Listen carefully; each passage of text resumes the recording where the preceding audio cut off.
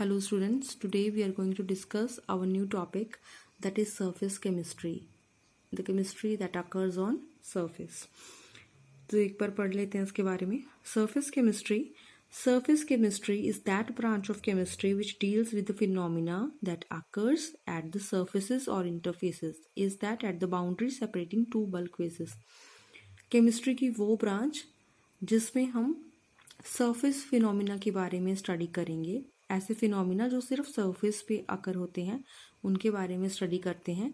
उससे क्या बोलते हैं, उस ब्रांच को क्या बोलते हैं, सरफेस केमिस्ट्री. द इंटरफेस और surface represented by separating the bulk phases by hyphen or slash. Interface और सरफेस, इन्हें कैसे रिप्रेजेंट किया जाता है. इन्हें बेटा जब हम लिखते हैं कि हाँ हमारे पास कौन से दो बल्क फेसेस थे, राइट, तो उन्हें सेपरेट करके राइटिंग में जब अगर हमने दिखाना हो तो हम कैसे दिखाएंगे. जैसे हमारे पास एक बल्क फेस है सॉलिड और दूसरा है गैस, राइट, तो हम लिखेंगे सॉलिड डैश गैस और सॉलिड स्लैश गैस. जो हमारे पास बेटा बल्क फेसेस होंगे जिनके हम सरफेस और इंटरफेसेस पर फिनोमिनास को स्टडी करेंगे, उनकी एक कंडीशन ज़रूर आपने ध्यान में रखनी है, that should be immiscible to each other. वो एक दूसरे में घुलनशील नहीं होने चाहिए. अगर एक दूसरे में घुलनशील हुए तो हमें उनकी कोई बाउंड्रीज नहीं मिल पाएंगी, राइट. बाउंड्रीज नहीं होंगी उन दो फेसेस में तो देयर इज़ नो इंटरफेस और हम कोई सरफेस फिनोमिना स्टडी कर ही नहीं पाएंगे. So due to complete miscibility there is no interface between the gases. जैसे कि फॉर एग्जाम्पल वो कहते हैं कि गैसेस, अगर हमने दोनों फेसेस अपने गैशियस ले लिए तो वो तो एक दूसरे में कब मिल जाएंगी हमें पता भी नहीं लगेगा, राइट. तो हम उनमें सरफेस केमिस्ट्री को स्टडी नहीं कर पाएंगे. उसके बाद सरफेस केमिस्ट्री में जो सरफेस फिनोमिना में हम स्टडी करते हैं दैट इज एड्सॉर्प्शन. तो उसके बारे में पढ़ लेते हैं.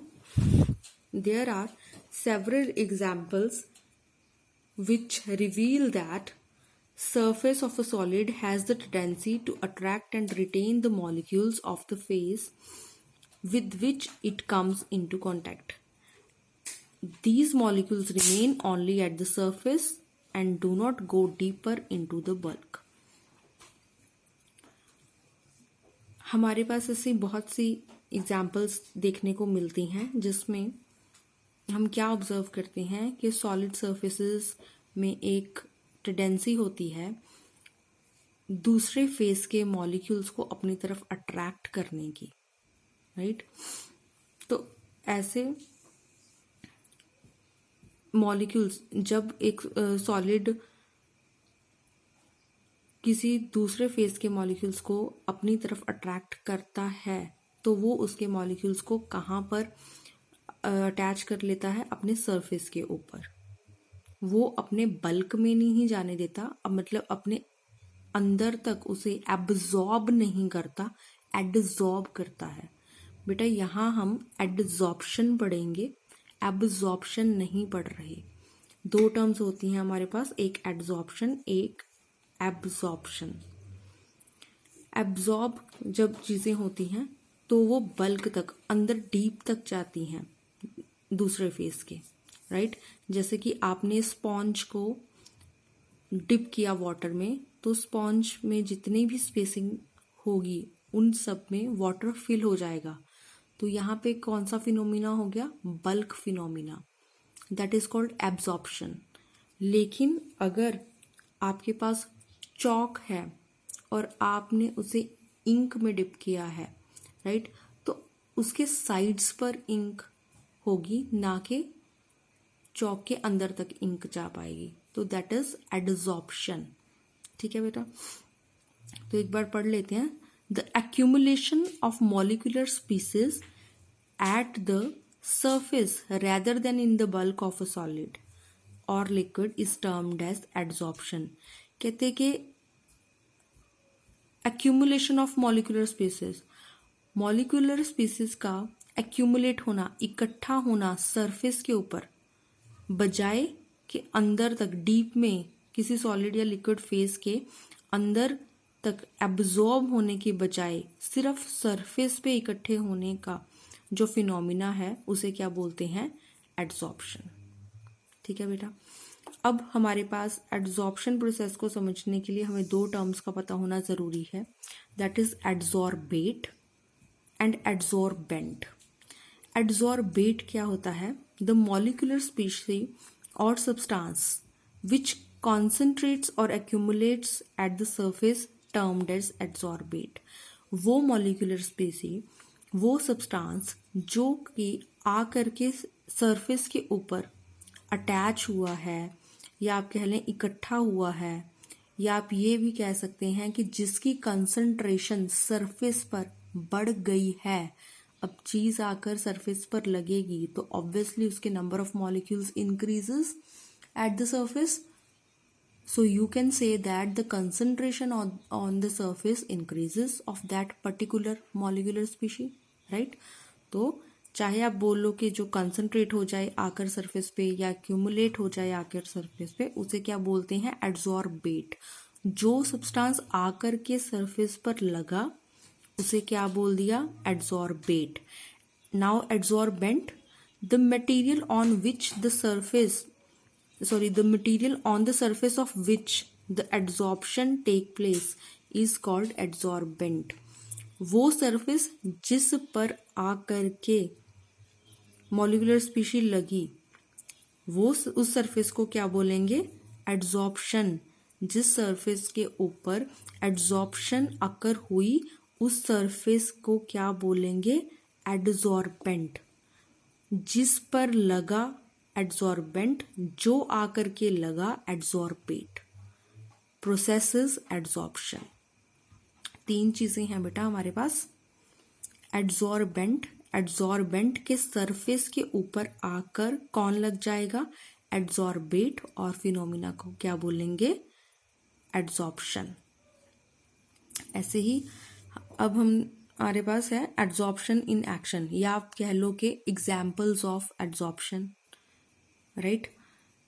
आप कुछ भी हेडिंग दे सकते हो, यानी कि हम डेली लाइफ में ऐसे कुछ एग्जाम्पल ले लेते हैं एक दो, जिससे हमारा थोड़ा ये लग जाए आइडिया कि हाँ एड्सॉर्प्शन कहाँ कहाँ हो रही है, राइट?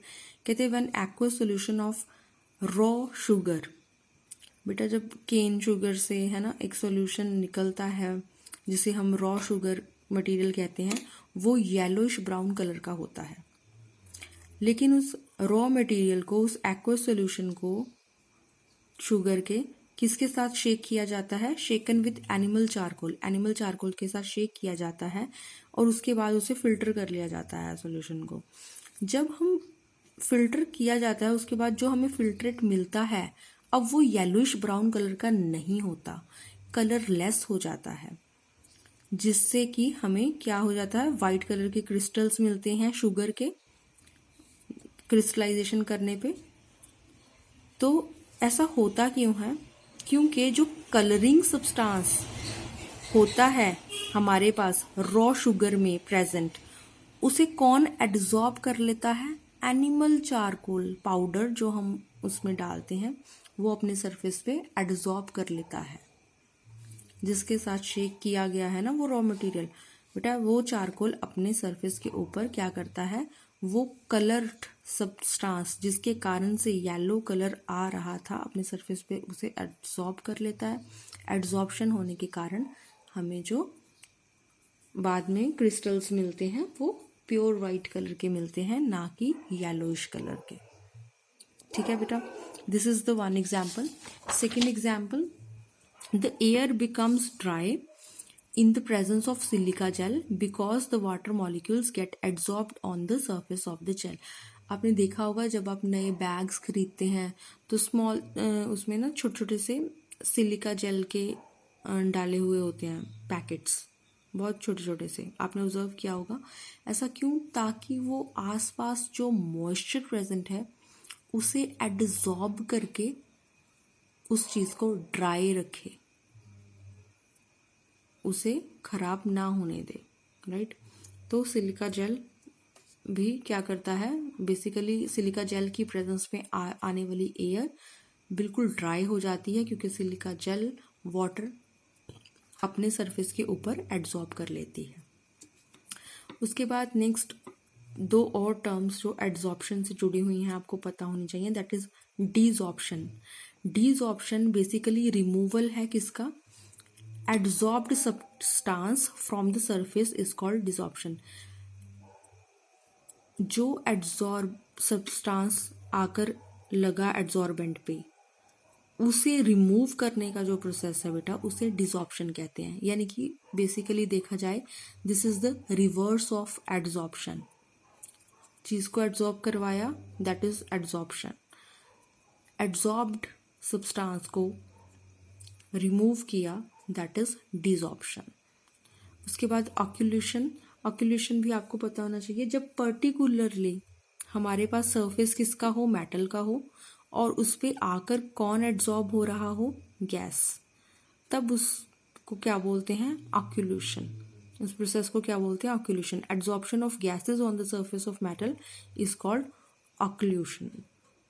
तो आज के लिए इतनी इंट्रोडक्शन, बाकी और हम सरफेस केमिस्ट्री के बारे में नेक्स्ट वीडियो में पढ़ेंगे। थैंक यू बेटा।